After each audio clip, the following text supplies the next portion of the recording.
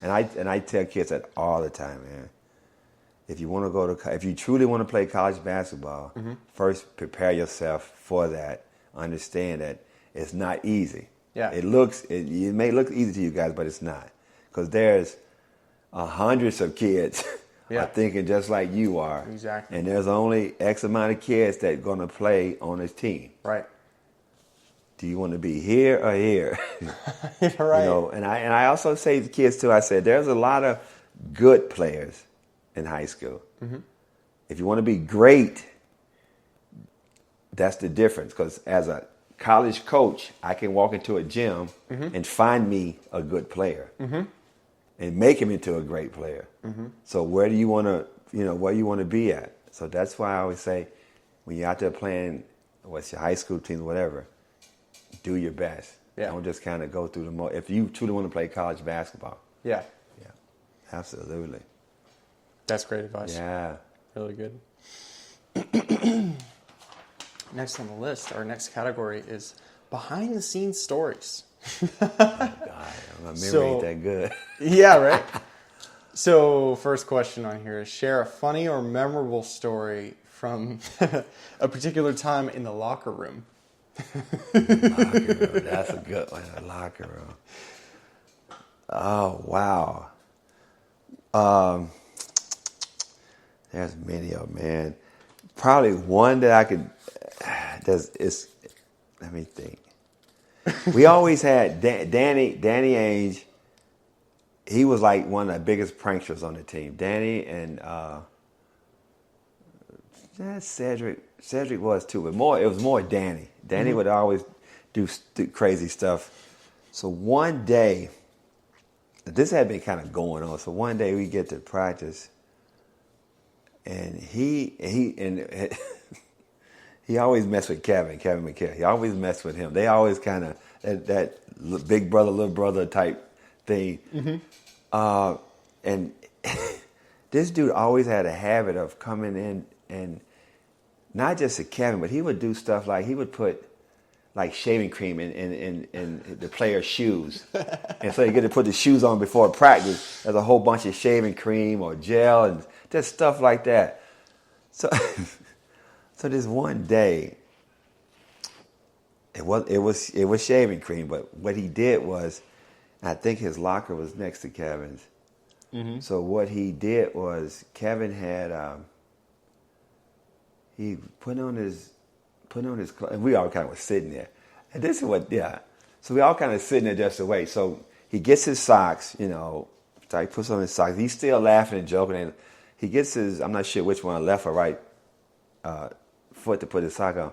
He gets there, he puts the sock halfway in and started to pull it up. And he stops. Sure enough, he took the shaving cream and just all in his sock. And he chased him off out of the locker room. And we were just sitting there. It was myself and a couple other guys were in there, because we saw him when he came back in the locker room and did it. And I'm like, I'm going to sit there and watch this. But he always did this crazy stuff. Some of the stuff I can't really tell you, but it was... Yeah, but that was probably one of the cleanest things. He been there putting this thing on, all of a sudden it was like... He's like, wait a minute. He looked at me, he took off running. But that's awesome. He was funny, man. He was... And that was, I think, one of the best things, too, that I always say about that group. They were a great bunch of guys to be around. They weren't no... big egomaniacs, which is surprising. Yeah. None of them were. None of them. That was, I think, one of my biggest takeaways, too, from being with that team. Because you hear about the stories and, the guys, the prima donnas and all this. I tell everybody, no, they were not like that. Yeah. Because there so was many people are. And that's probably the biggest thing I took away from being there. They weren't like that at all. Because typically, I'm not sure if they do it nowadays, but back then, when you were a rookie, you had to go through this orientation, so to speak, on the teams. Some guys, veterans have, the rookies go get coffee in the morning, go with the newspaper, or go get me something to eat late at night, go down to, stuff like that. Yeah. These guys weren't like that. Gotcha. And so I was lucky enough not to have to do any of that stuff. That's great. But I heard the stories from some of the other guys that I knew that when we played them, oh man, so-and-so got me doing this, this, and this. I was like, oh God. So, but yeah, that was probably one of my biggest takeaways, man. They didn't have the big egos or anything. Yeah. They were all of them were down to earth guys. Down to earth, squared away. Yeah, type thing. goofy, funny. Yeah, and that was probably the biggest thing I could just take away from that whole experience with that group, man. That's awesome. Yeah. That's really cool. I mean, that's hard to find, period, regardless of. Oh, absolutely. But with Danny, man, there was stuff that somebody would always do. It was Danny, Cedric Maxwell. He was kind of a comedian as well, and ML Carr. They would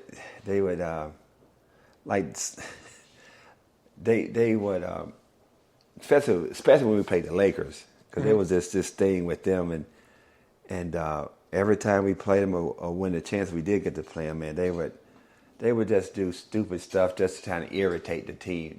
Some of those guys over there, and it's like, man, you guys are crazy.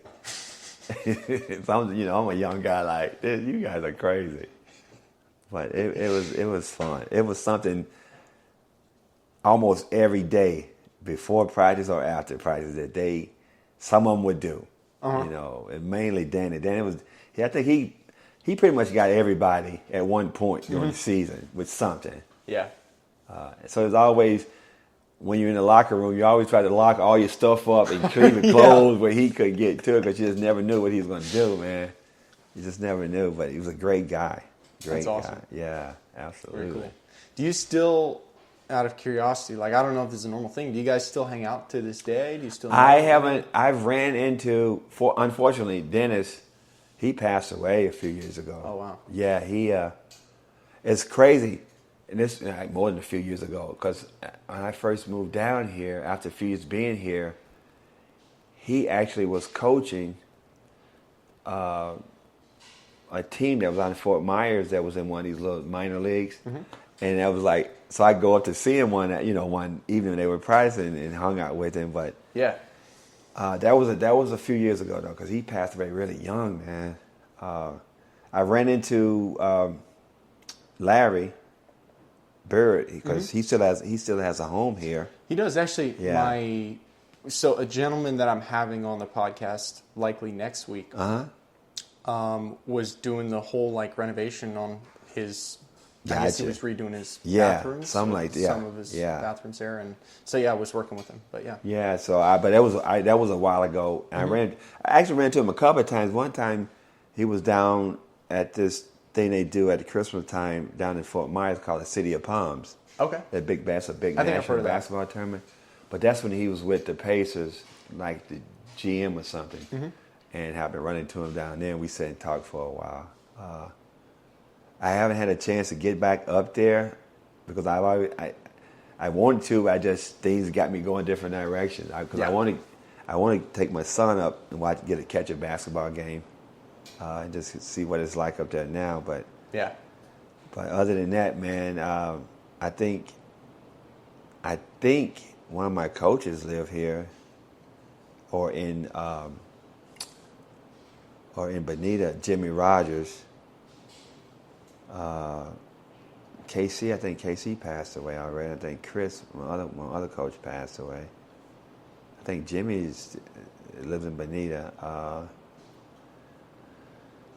Kevin they had something down here a year or so ago that I didn't know about that he was at, but I'm really good friends with Scott Stewart over at FBA, and Scott took his youngest boy over there, and they had a chance to meet him, and they were talking. He was like, "Yo, tell Carlos I said hi." I didn't know that he was even in town. I definitely would have went. But other than that, everybody's everywhere. Yeah. Yeah. Man. But yeah, that's it. It's a great thing, though, man.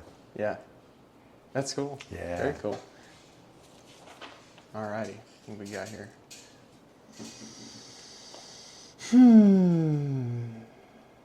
Okay, so next question is, and you might have kind of answered this, but who is your closest friend or mentor during your career? if you could say there was a particular person that either helped you or that you were just really good friends with. Yeah, Who would that probably be? DJ Probably, Dennis. Yeah, because after I got there and after I made the team, he was like one of the first guys to congratulate me.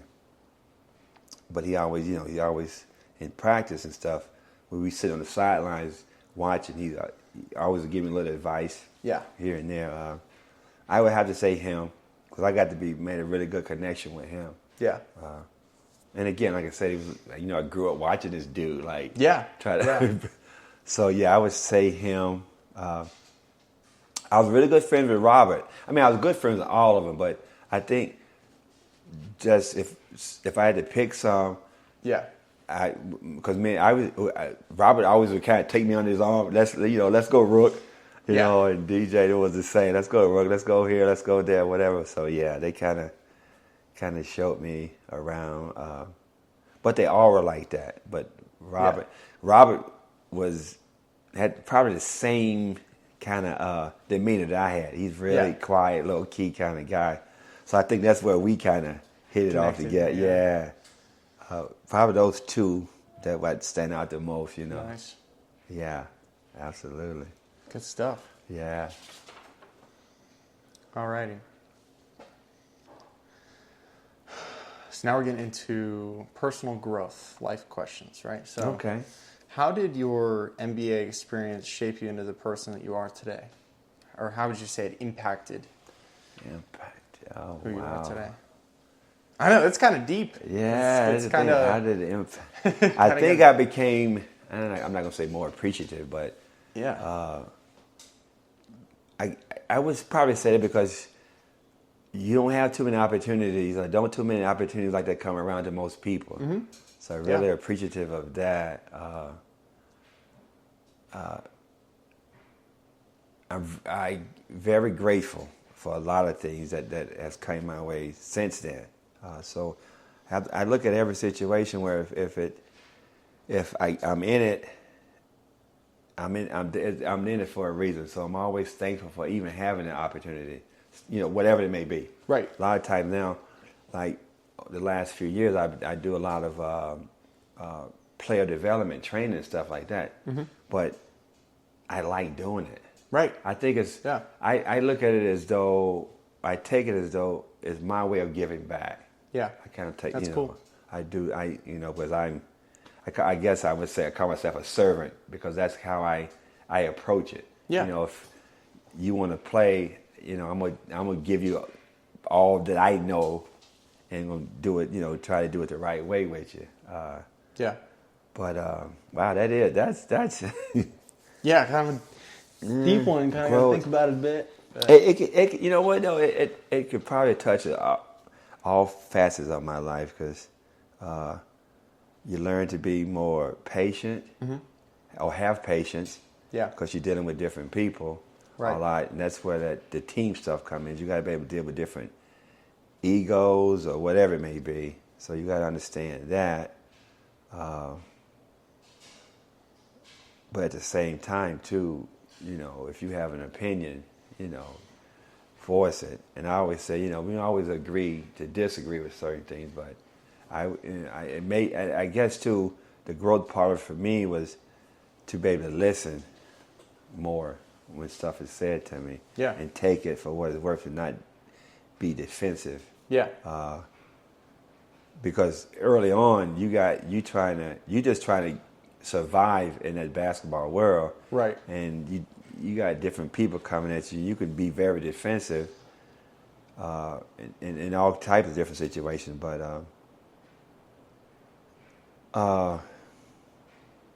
I mean, I've always been a very humble guy. I'm not the kind to go out and brag about what I do. Just being more appreciative, I think, for me, from a growth standpoint, because these kind of opportunities you don't get every day, and everybody don't get them. Yeah, totally. So I've been very thankful for that. Definitely. Yeah. That's good. That's good. Be appreciative. Be thankful for what you have, and the opportunities you get.